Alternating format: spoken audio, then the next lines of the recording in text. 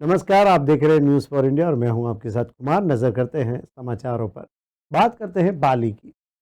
होली सहित अन्य त्योहार पर पुलिस विभाग द्वारा व्यस्तम ड्यूटी के बाद पाली के पुलिस लाइन में पुलिस अधिकारी के साथ पुलिस के जवानों ने मनाया होली का स्नेह मिलन समारोह। कल अधिकारियों के पुलिस लाइन पहुंचने पर जवानों ने उनका गर्मजोशी के साथ स्वागत किया। इसके बाद एक दूसरे को मिठाई खिलाते हुए होली की बधाई भी दी। पाली डीआईजी ओम प्रकाश, जिला कलेक्टर एलएन मंत्री, एसपी चूनाराम जाट जवानों के साथ में डीजे एवं ढोल की थाप पर ठुमके लगाते हुए नजर आए और एक दूसरे को मिठाइयां खिलाकर एक दूसरे को बधाइयां भी दी।